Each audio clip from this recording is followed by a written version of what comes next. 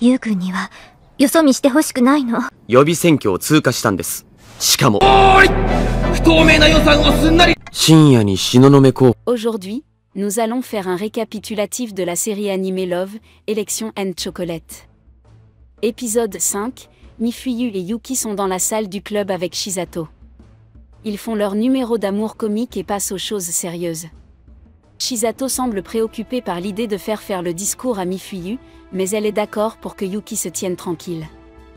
Yuki se met donc au travail pour préparer ses délicieux petits pains et Mifuyu commence à écrire le discours de Yuki. Seulement, elle semble avoir ouvert 2 documents Word et écrit sur le côté une histoire d'amour entre elle et Yuki. Yuki et Mifuyu entament une conversation naturelle sur la façon dont Mifuyu doit rembourser Shisato pour tout ce qu'elle a fait pour elle. En effet, Mifuyu était une fille malade et a manqué une année d'école à cause d'une opération chirurgicale. Cela signifie que lorsqu'elle est retournée à l'école, elle avait 1 an de plus que tous ses camarades de classe, ce qui n'est pas une bonne nouvelle pour la ville japonaise. Shisato était la seule à la traiter comme une égale et elle doit donc rembourser sa dette. Yuki sourit et continue à travailler sur ses rouleaux. Mifuyu dit à Yuki qu'elle veut que lui et Shisato soient ensemble et Yuki répond qu'il voit Shisato à sa manière. Yum vient parler de la crème de Yuki, ce qui met les 2 parties mal à l'aise. Madame Azuki vient flirter avec Yuki mais s'en va rapidement lorsque Mifuyu apparaît. Nozomi arrive pour être ennuyeuse et demander à manger les petits pains que Yuki a du mal à préparer. Isara arrive pour donner aux téléspectateurs la dose quotidienne de 10 School Rilisuk, cette école est vraiment nulle. Chaque candidat à la présidence du conseil des élèves se voit assigner un élève de l'aide financière comme esclave. Incroyable, non? Isara et Yuki sont heureux qu'elle lui ait été assignée jusqu'à ce que Mifuyu devienne un peu jalouse. Ou protecteur. Yuki est également interviewée par une journaliste au hasard, mais tout le monde est plus préoccupé par la prononciation de son nom que par l'exactitude des faits. Le jour de l'élection primaire arrive enfin et l'événement ressemble plus à une convention d'anime, avec des stands colorés et des articles de personnages. Shisato a autorisé ses amis à vendre leurs figurines et leurs mangas sur leur stand. Lorsque les portes s'ouvrent pour la première fois, tout le monde se précipite vers les stands des candidats principaux pour obtenir leurs articles, y compris Eki. Shisato remarque que les stands principaux ont de très bons articles. Yuki remarque qu'il a oublié son discours et Mifuyu court en imprimer un autre. En tant que personne spéciale, elle imprime accidentellement son histoire d'amour avec Yuki. Elle la met dans son sac pour la détruire plus tard. Alors que la foule s'amasse, les gens commencent à se diriger vers le stand du snack club. Ils distribuent des bâtonnets de Y-Aoi et des rouleaux de gâteaux. Ki et Shisato se présentent au hasard déguisés en personnages de Madoka pour pouvoir faire payer plus cher les rouleaux de gâteaux et les tickets photos. Yum se présente ensuite déguisé en personnage de Madoka et veut faire des scènes de Y-Aoi avec Yuki pour que les fans de Y-Aoi les soutiennent.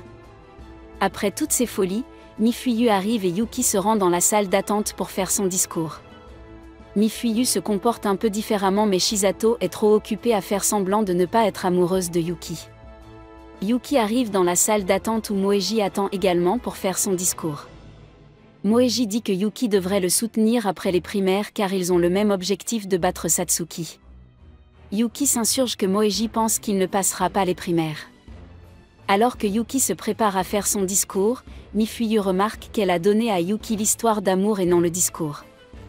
Épisode 6, Mifuyu panique à l'annonce du prochain discours de Yuki. Elle court pour lui donner la bonne copie du script mais elle s'évanouit ou a un malaise, car elle s'écrase au sol. Il s'avère que Yuki n'était pas la prochaine à présenter son discours et que c'était le tour de Moeji. Moeji prend la parole et fait son grand discours qui consiste principalement à souligner qu'ils essaient de renverser l'administration actuelle et que pour ce faire, ils ne peuvent pas voter pour Satsuki car elle aurait dû mieux contrôler le budget. En sortant de scène, Moeji tente de parler à Yuki mais celui-ci est trop énervé pour l'écouter. Satsuki monte sur scène pour faire son discours alors que Mifuyu se réveille et court dramatiquement pour donner à Yuki son discours correct. Satsuki dit en substance qu'il y a plus qu'il n'y paraît et qu'elle va planifier à long terme. Yuki prend le temps de lire les premières lignes de son discours et se rend compte qu'il s'agit d'une lettre d'amour de Mifuyu. Mais il part tout de même sur scène avec les papiers en question, alors que Mifuyu le rate de peu. Yuki monte sur scène et manque de se casser le nez en tombant. Les papiers s'éparpillent et Yuki saigne de partout. Les gens regardent, choqués, Yuki qui se met à rire. Il s'enduit de sang et prononce un discours sur le fait qu'il se bat pour protéger son club et que si d'autres personnes vivent la même chose, il faut voter pour lui. Yuki s'évanouit ensuite et ne se souvient plus de ce qu'il a dit.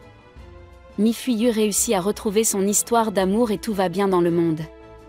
Alors que Yuki revient à lui, le journaliste de l'autre jour passe à l'antenne dans la salle du club et annonce qu'il émettra depuis leur salle. Tout le monde sur le campus regarde le journaliste principal de l'école diffuser toutes les mises à jour et autres informations concernant les votes. Isara est là pour encourager Yuki et tous les autres se relaient pour être nerveux et savoir combien de votes il faudra à Yuki pour passer à la véritable élection.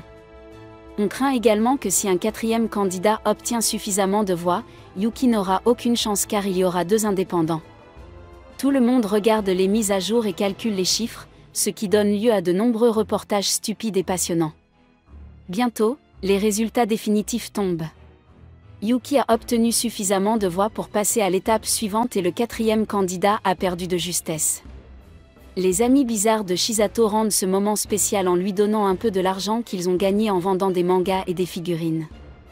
Ailleurs dans l'école, Yakumo s'inquiète un peu car quelqu'un a fait en sorte que le quatrième candidat obtienne beaucoup de voix. Épisode 7. Yuki et Shizato disent bonne nuit à Visara et à Mifuyu. Shizato demande si elle et Yuki peuvent s'arrêter à la supérette. Yuki mange la moitié de la barre et Shizato donne l'autre moitié à une image floue sur un bureau. Le lendemain, tout le snack club, Visara et Yakumo viennent dans la salle du club pour fêter la victoire de Yuki. Après les YYS, Yakumo analyse les chiffres pour l'ensemble du groupe. Alors qu'il semble évident que Yuki n'a obtenu que 600 votes, Yakumo montre que les 600 votes de Yuki sont réels alors que Satsuki et Moeji n'ont pas tous ces votes. Sur 6000 élèves, il y a 3000 votes réellement en jeu. Yuki doit faire comme Satsuki et se proclamer révolutionnaire, mais il ne sera cru que s'il n'est pas soutenu par un grand parti. Tout le monde s'attelle à diverses tâches. 仕事できる男は違うって感じ。そこで一発ビシッと決め台詞が欲しい。Ce qui serait un excellent trait de caractère pour un mari. Yuki se coupe le doigt et laisse Isara aspire le sang. Lorsque plusieurs personnes les surprennent ensemble, Isara explique que c'est ainsi qu'elle aide ses frères et Shizato fait une mini-dépression dans sa tête. Elle voit un jeune garçon et une barre de chocolat se faire renverser par un camion. Les gens se remettent rapidement au travail et tout semble aller pour le mieux. Plus tard, Yuki essaie de prendre un bain de source chaude relaxant seule lorsque Shizato entre. Elle reste assise là, gênée, pendant un moment, mais heureusement Yum entre dans le bain et Shizato, triste, est obligée de s'enfuir. Il voit Satsuki et Madame Azuki en train de se disputer à propos d'un problème familial. Yuki s'excuse d'avoir interrompu un moment familial mais Madame Azuki le taquine et s'éloigne. Satsuki sent qu'il se passe quelque chose et Yuki se dit que tout le monde est fou et tente de s'enfuir. Mais il se réfugie dans une chambre avec Yum, car la moitié de l'école abrite les filles et l'autre moitié les garçons. Yum est un gros dormeur avec 4 538 473 réveils mais il est triste de ne pas avoir son oreiller. Il se blottit contre Yuki et s'endort sur lui. Plus tard dans la nuit, Yuki doit murmurer des choses effrayantes à Yum pour qu'il aille aux toilettes. Après avoir utilisé les toilettes, Yuki trouve Madame Azuki dehors, ivre comme une moufette. Après s'être fait forcer la main, Yuki emmène Madame Azuki là où se trouvent les filles. Yuki tente de retourner de son côté de l'école mais des filles l'attrapent au hasard, ce qui le conduit à la folie. Satsuki entend ce qui se passe et parvient à cacher Yuki à temps. Elle décide de croire l'histoire de Yuki à propos de sa sœur ivre, mais veut tout de même une compensation pour avoir aidé Yuki. Elle veut savoir quel genre de relation Yuki entretient avec sa sœur et si elles se sont vraiment embrassées. Yuki affirme qu'elles se sont embrassées mais que Madame Azuki était ivre. Satsuki décide que Yuki s'inquiète de ce que fait sa sœur quand elle est ivre et que Yuki ne peut pas s'en empêcher. Satsuki enlève sa veste et s'assoit sur le lit avec un air suggestif. Épisode 8, Yuki et Satsuki discutent de choses très spéciales dans la chambre de Satsuki. Naturellement, ils jouent au shogi. Yuki ne semble pas très doué pour ce jeu et Satsuki sourit. D'autres filles sont toujours à la recherche de Yuki et Satsuki leur donne des conseils sur ce que Yuki peut faire. Ce qui mène à la troisième option, rester dans la chambre avec Satsuki et continuer à jouer au shogi. Satsuki mentionne que Yuki a encore embrassé Azuki et Yuki se sent mal à l'aise. Satsuki parle de sa triste vie de famille et du fait qu'un jour Azuki s'est coupé de la famille et a déménagé dès que possible. Yuki se laisse entraîner à découvrir ce qui est arrivé à Azuki. Satsuki entraîne Azuki hors des chambres réservées aux filles et décide qu'elle va découvrir ce qui se passera si elle embrasse Yuki. Azuki choisit ce moment pour revenir et faire l'imbécile. L'instant gâché, Yuki retourne dans la salle du club où le sujet est le pervers qui s'est introduit dans la partie de l'école réservée aux filles. Yuki en rit mais Shisato semble contrarié. Au bout d'un moment, Nozomi déclare « On a assez travaillé, il faut s'amuser ». Tout le monde est d'accord avec elle et elle a fabriqué une machine qui les aidera dans leur marche du courage autour de l'école. Shisato se retrouve avec Yuki mais s'énerve quand d'autres filles crient et inquiètent Yuki. Elle essaie de se mettre en danger pour que Yuki puisse s'inquiéter pour elle, mais cela ne se passe pas très bien. Yuki demande pourquoi Shisato agit bizarrement ces derniers temps et elle laisse entendre qu'elle est amoureuse de lui. Yuki l'aime aussi mais pas de façon romantique. Azuki et Slavizara les rattrapent et Shisato s'en va bouleversée. Yuki a l'occasion de se baigner dans les sources d'eau chaude mais trouve ensuite Azuki presque ivre. Il tente de lui poser des questions sur sa vie de famille, ce qui pousse Azuki à appeler Satsuki et à la défier en duel de shogi pour obtenir la main de Yuki et peut-être des informations sur les raisons pour lesquelles elle a quitté sa famille. Alors que la partie se déroule dans la chambre de Satsuki, Azuki raconte à Yuki que la mère de Satsuki était la maîtresse et qu'elle a épousé leur père après la mort de sa mère. Azuki sourit et dit que c'est une bonne chose que Satsuki soit né après, car être l'enfant d'une maîtresse, ça craint. Malgré ses larmes, Satsuki continue de jouer au jeu sans plateau et Azuki riposte. Azuki décide de se saouler et de raconter une histoire à Yuki pendant que Satsuki se calme.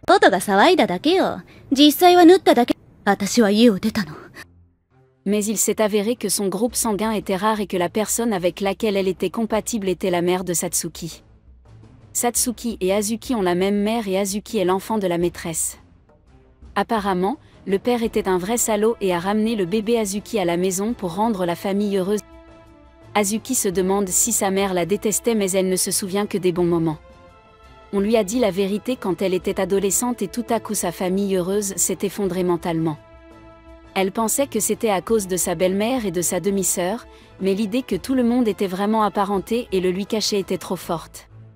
Si elle acceptait que tout le monde soit lié par le sang et qu'ils puissent avoir une famille heureuse, cela signifierait que sa mère ne signifierait plus rien et ce serait vraiment triste. Azuki choisit donc d'être contrariée et amère. Satsuki se met à pleurer et serre sa grande sœur dans ses bras. C'est un moment triste mais peut-être aussi un moment heureux. Ailleurs sur le campus, Yakumo est informé des aventures de Yuki dans la chambre de Satsuki. Les subordonnés semblent inquiets mais Yakumo ne pense pas que Satsuki utilisera cela contre Yuki et qu'il devrait se concentrer sur d'autres choses. Et c'est tout pour aujourd'hui. Si vous avez aimé le récapitulatif et que vous voulez plus de récapitulatifs comme celui-ci, pensez à vous abonner à notre chaîne.